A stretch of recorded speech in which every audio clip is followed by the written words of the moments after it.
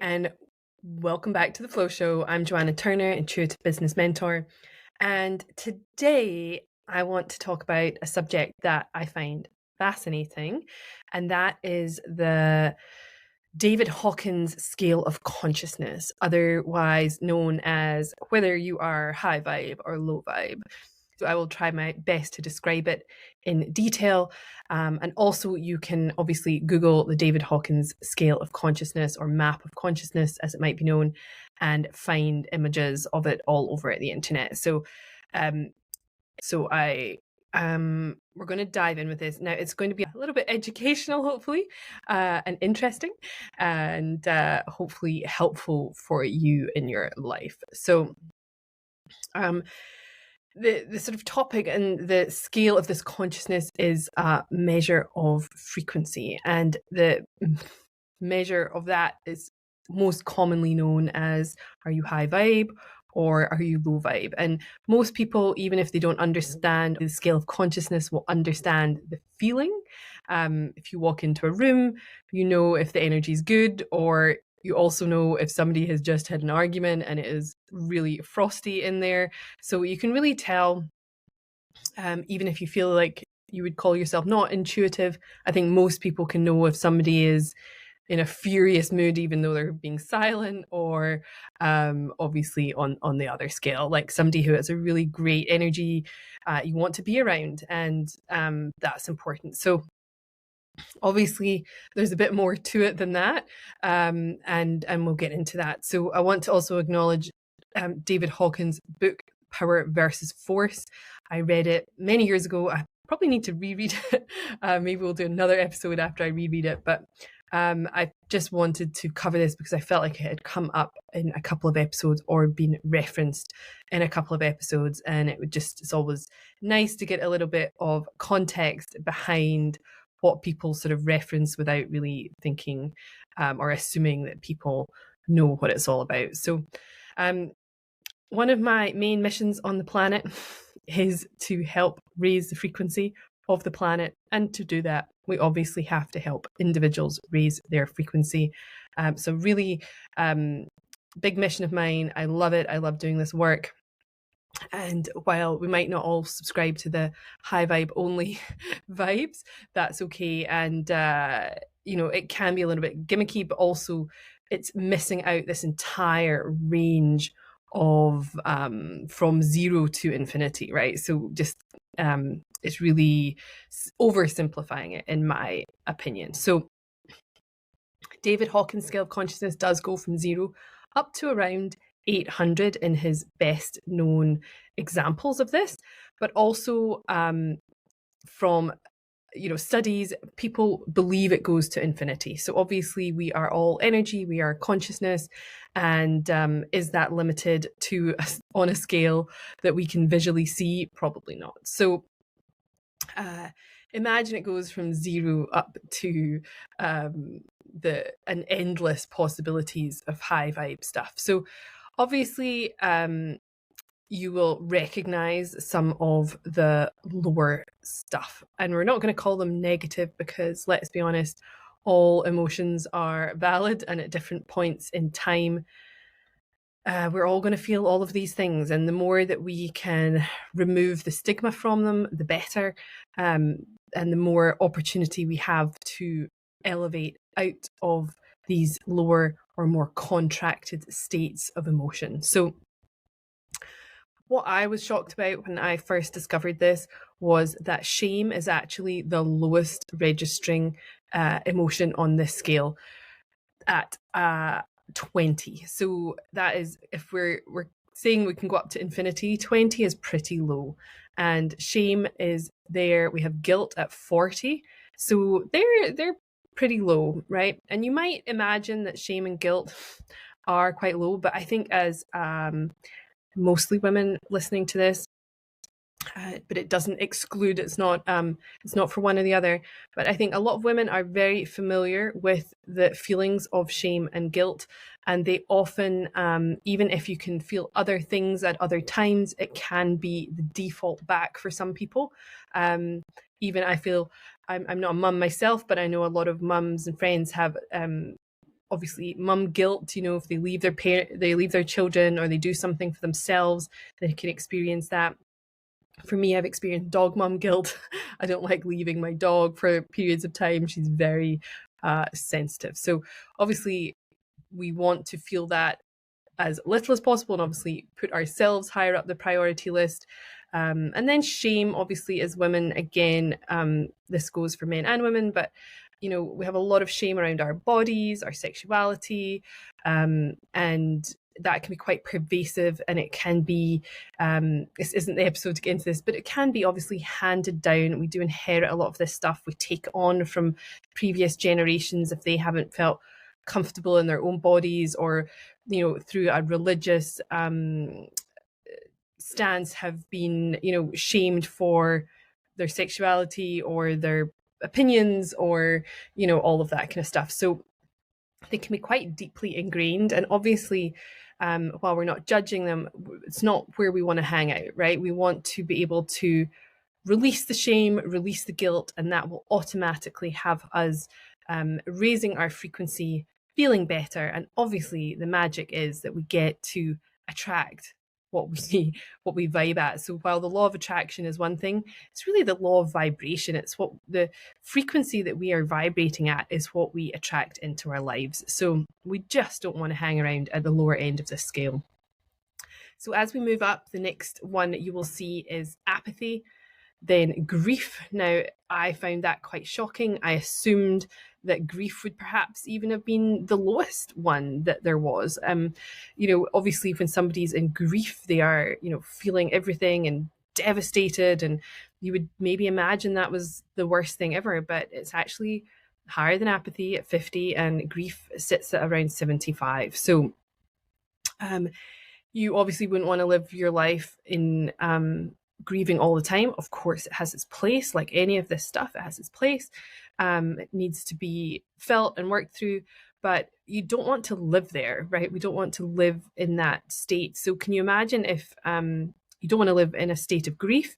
You sure as heck don't want to live in a state of shame and guilt. So these lower energy, lower vibrational frequencies are just going to, and the longer we stay in those energies, the more of it we're going to attract. Now, these lower energies, everything below fear, which is at 100, it's the next one up, are sort of more of a victim consciousness energy. So it is a place of suffering. It's a place of just existing, just figuring, not really thriving. You're not living. You're just surviving and suffering in these energies. And when I talk about victim consciousness, I'm always very clear to say it's not about victim shaming. There are two very different things. You can be a victim of something and not stay in a victim consciousness. They're very different things. I like to use, there's an example I heard, I think it was quite recently, of twin brothers, and they had both suffered childhood traumas and abuse, and one became a drug addict and ended up in prison, and his brother ended up in a very successful corporate career.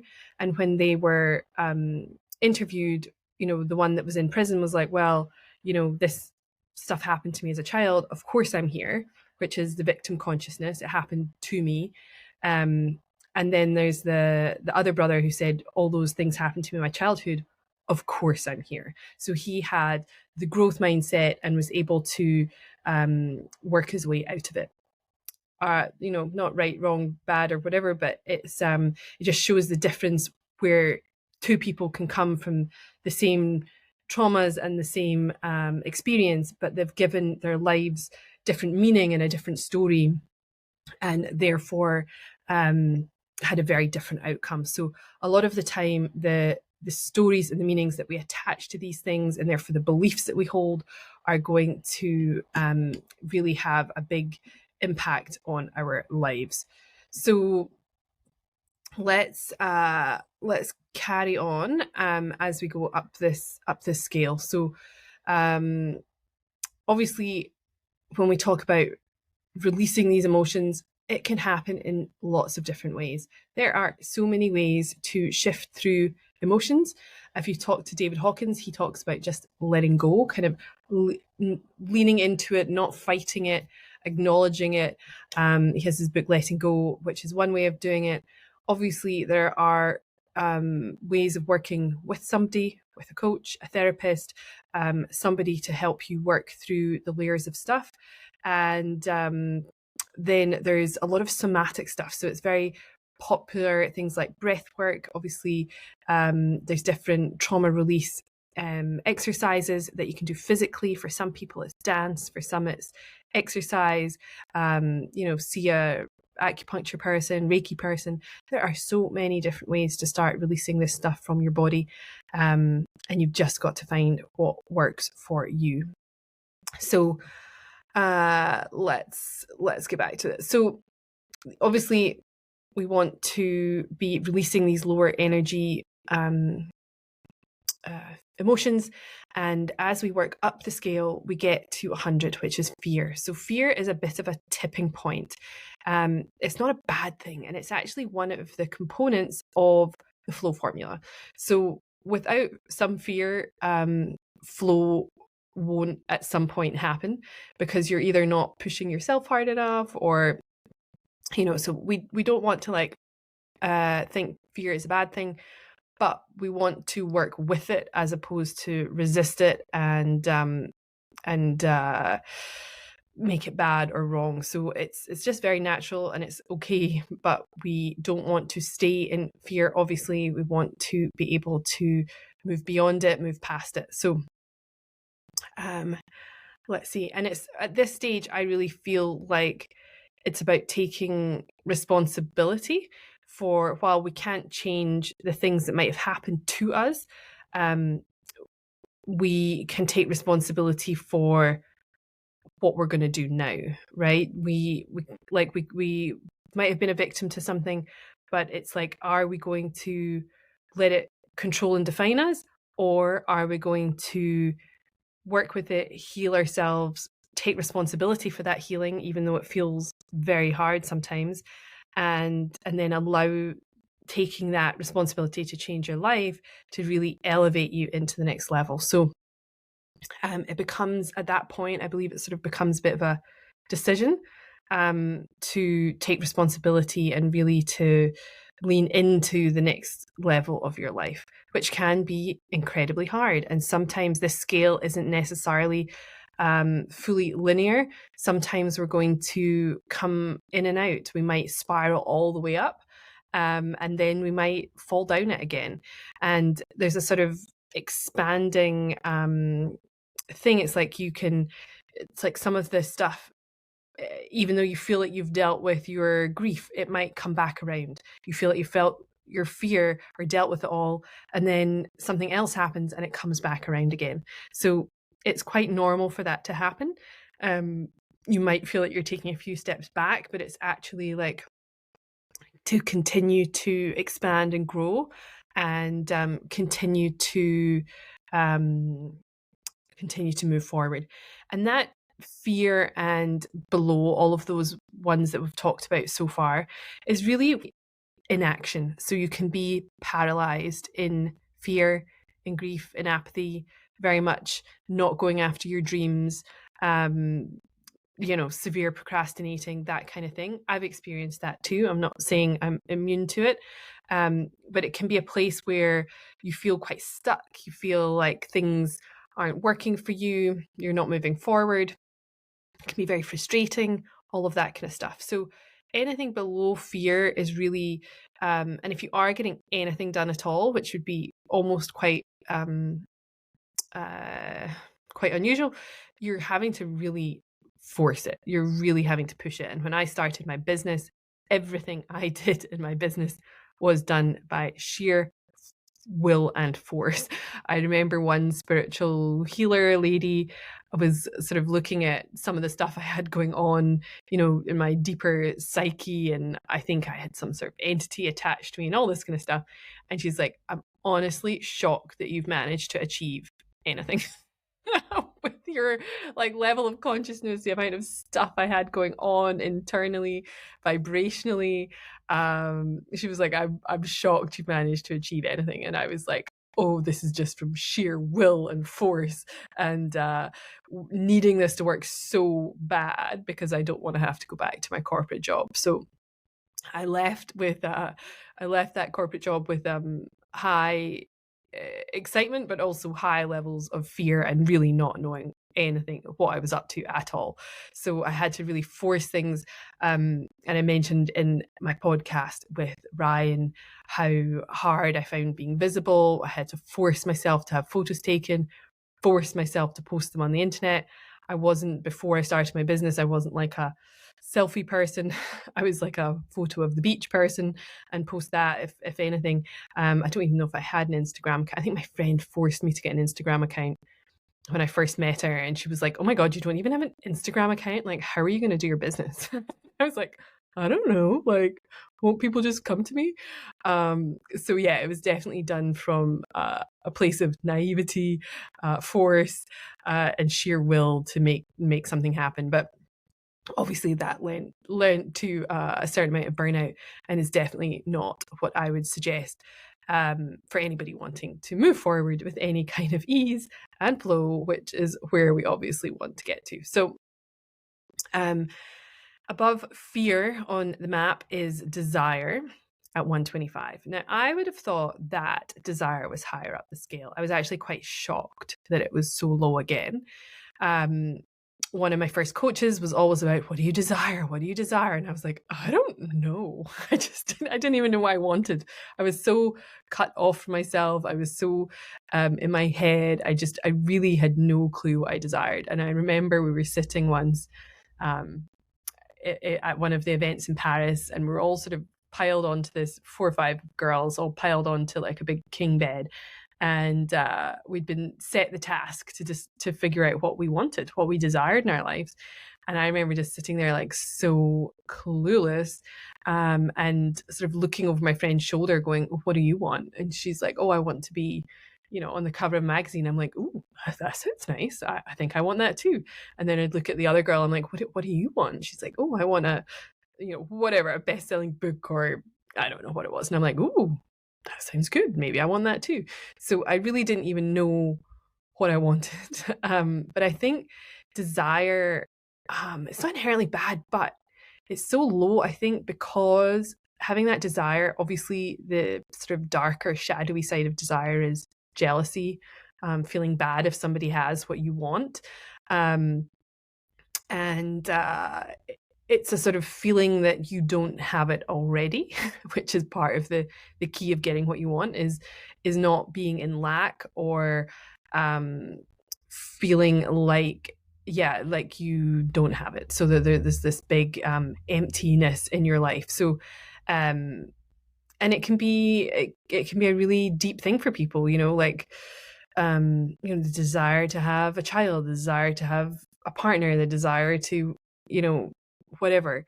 It can be a really it can have a darkness to it. There can be a shadow to it. I remember way back in the day, 2 friends who were like best friends worked together.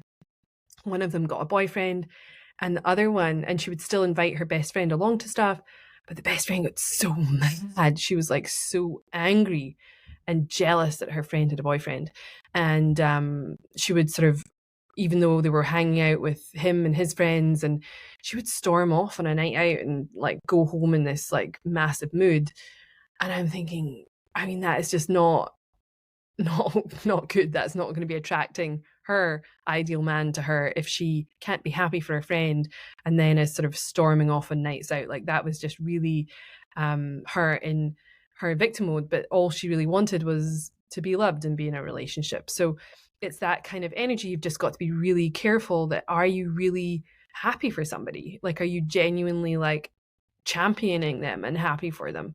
I have a beautiful friend who will probably come on the podcast at some point, but she's just bought a beautiful cottage on some land, and it's incredible, and I'm excited to go and visit her in a few months, and I am thrilled for her. Like, I was nearly in tears because I know how much she wanted it, and I'm welling up now thinking about it because I'm so happy for her. And it's you know, it's a beautiful, I would love that. That's not where I'm at in my life right now, but I'm so happy for her. And you've got to be so aware of where you're at in your feelings. So watch out for the dark side of desire. Okay, moving up the scale. I think, will we talk about them all? We might not talk about them all. We'll talk about these lower ones first, because the beautiful ones at the top are less. Honestly, once you get there, none of this matters. Right? This stuff is definitely more important on your awareness of it, right? Our understanding is more important in these lower levels. All right, the next one up is anger at 150. And anger, I mean, it is healthier than shame. It's healthier than guilt, right? Sometimes, you know, as people, they move through the different layers of emotions. You might have heard of the sort of 7 stages of grief. Getting angry at one point is actually a healthy sign, right? As you're moving through things and out. When people are sort of healing trauma, often they can, you know, especially if they're in the guilt and the shame and they're closed off about it, maybe they haven't told anybody about what's happened to them. And obviously then you move through the different layers. But once you get angry about it, that's actually a good sign. You're on the way up, you know, like, and it's okay. Like, it's good to honor that. But we don't want to get stuck here, because anger and hate are very, they're on the same level here. And that is, again, not a place you want to live. That is not what you want to be, the vibe you want to be attracting from. Definitely not. So we could talk a little bit more about anger. Obviously, it's processed in your liver. So if you end up with liver gallbladder issues, you might also have anger issues. And I always find it fascinating that when people got drunk, some people, I usually end up on the, oh my God, I love you so much, even though I don't drink too much anymore. But on the other end, some people become really angry and violent when they're drunk. And I believe it's because their liver is trying to process the alcohol, but it also can't process or hold the anger that was stored there at the same time. So it all kind of bubbles out in a really unhealthy way. So holding on to things, anger, will not get you anywhere. A lot of the time we think if we can hold on to this, then the other person will somehow be punished. And it just doesn't work like that, I'm afraid. The only person that is suffering is you. So it can have a place, a time, a place in the process, but we just don't want to stay there at all. The next one up is pride at 175. Now, pride, you wouldn't imagine, again, was necessarily a bad thing. We want to have pride in ourselves, but it can really be a sort of ego-y place, a very self-centered place, a very judgmental place. That's the other side of it. So somebody that lives in that place is not really going to be happy, and they're still living from that place of having to force things. It's a place of hyperactivity. So again, it's that pushing, forcing, making things happen. If they're in this pride, anger, desire kind of space, which I kind of, looking back now, is what I was probably in when I left my work, left that corporate gig, but not, again, a healthy place to be. And I certainly didn't want to stay in that energy. It simply wasn't possible. So the more, again, that we can shift through this, move up, the better. This is, I suppose, these sort of energies, again, are the hustle energy, right? So the sort of more masculine way of doing things, not that masculine is lower vibe, but that definitely, that sort of hustle, push, make it happen energy is just exhausting. So anything above this, we are starting to get into the power phase that David Hawkins calls it. So anything over 200 is starting into this power energy. So there's less resistance to life. Things are going to start happening more easily. And courage is the 200 place. So, you know, you've elevated out of fear. You're like, yes, I'm going to do this. I'm going to make it happen. I'm going to hit that send button. And there's a sort of courage, you know, place, which is great.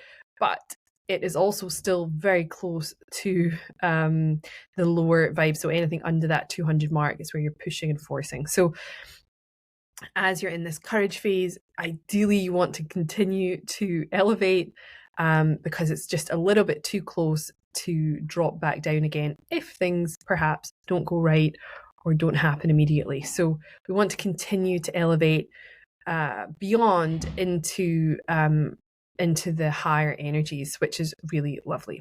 So the one that is above courage is neutrality at 250.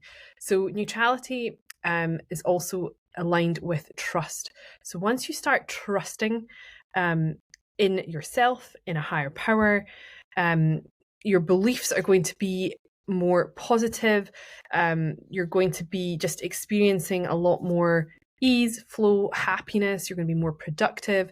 And it's a really good place to be. So, and obviously, as we continue through here, we're expanding our energy, we're expanding our abilities to receive, to create, to make things happen, to be happy.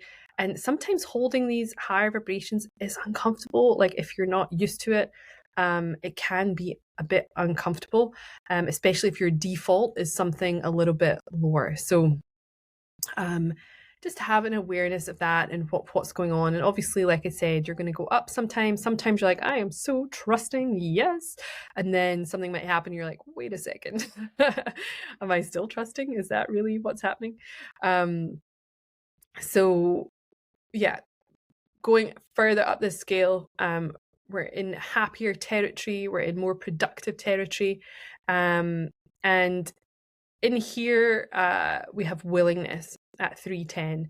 So aligned with a sort of optimism, and excitement for the future, things happening. It's a good place to be. Like that's an exciting place to be. Things are more expansive. We move up again. We're at 350, a place of acceptance and forgiveness. So this is a really beautiful place to be, and you can't really you're obviously going to be a happier person. You don't feel, you're definitely out of victim mode if you're feeling acceptance and forgiveness.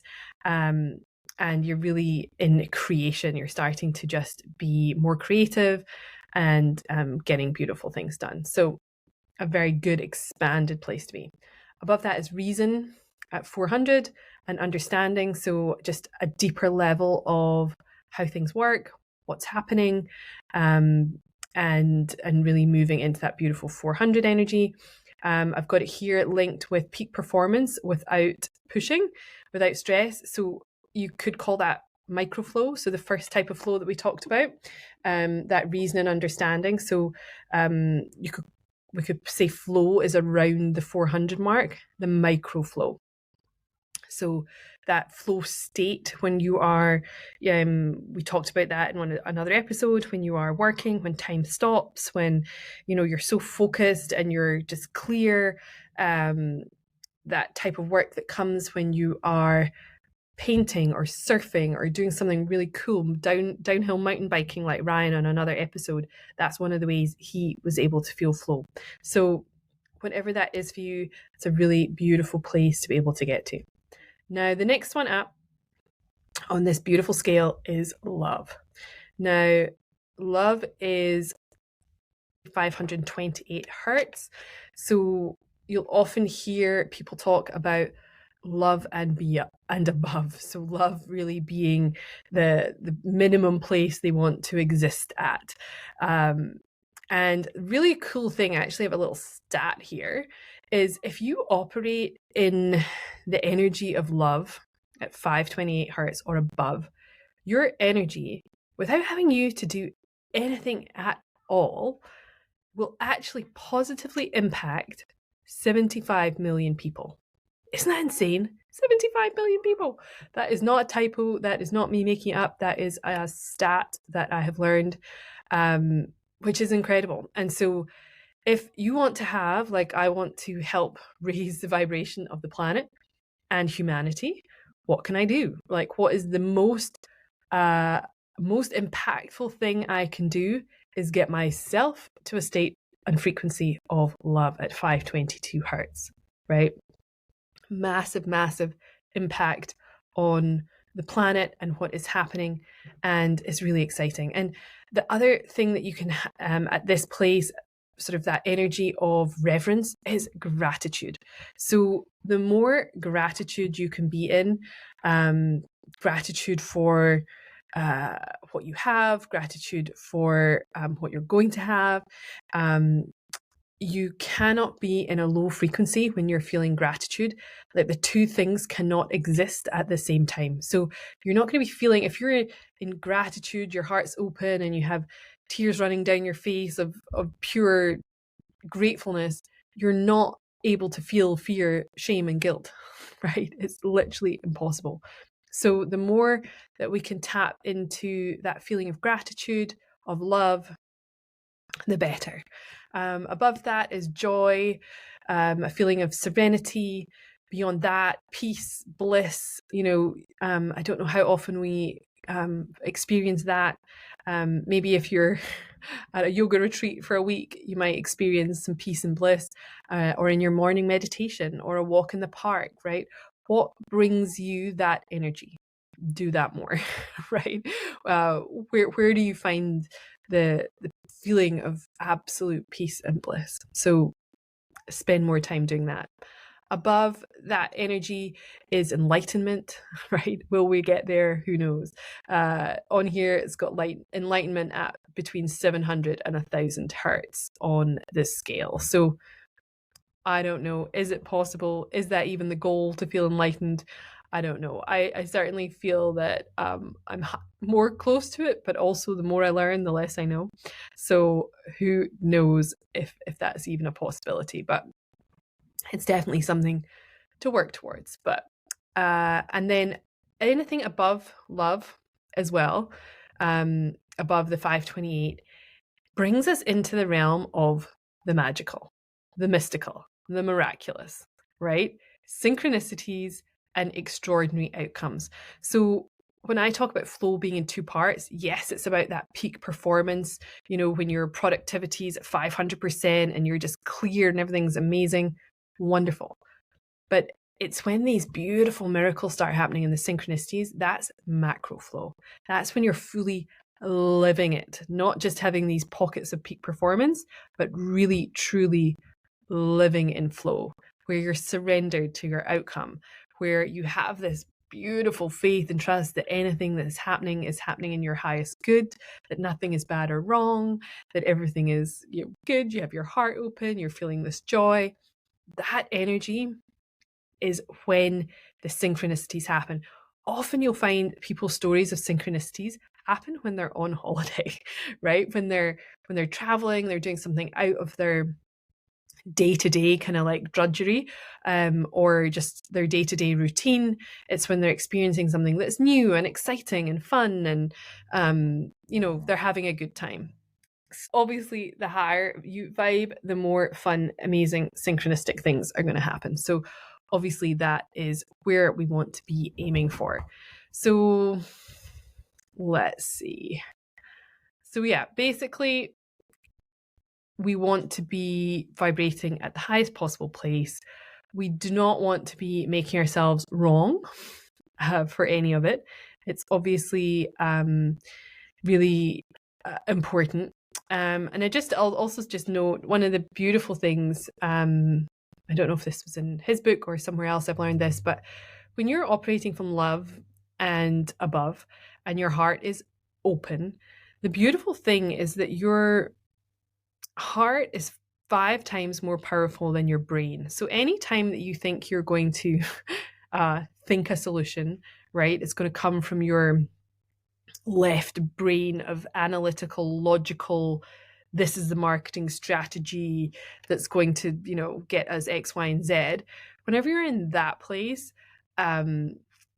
it's less powerful than when you are heart open, beautiful vibes, 528 and above, feeling the love, tuning into the miraculous and the mystical. Things happen so much faster.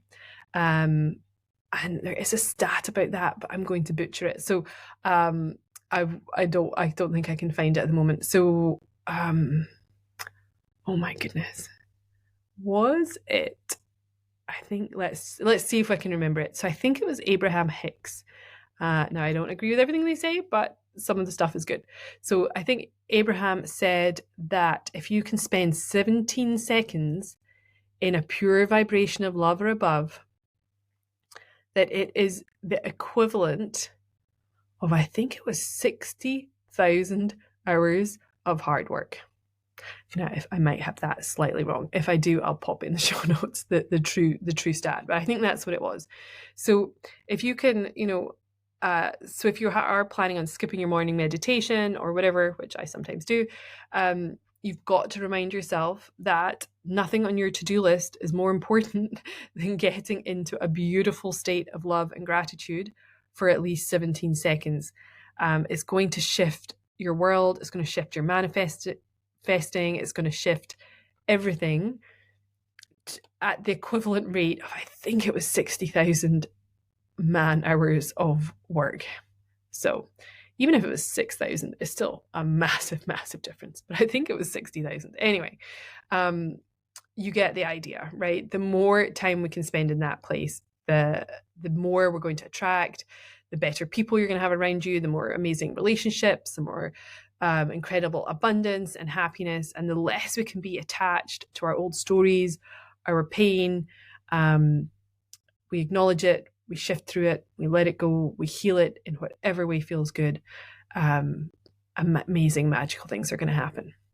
All right, I think, is that all I want to say about this for now?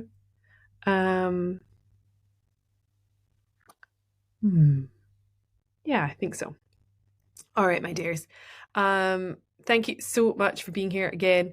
Of course, we will have more stuff coming out. There are so many topics. I have a big list of things I want to talk about, really fun topics. And as always, we appreciate your likes, shares, reviews would be incredible. It really helps, especially a new podcast getting started.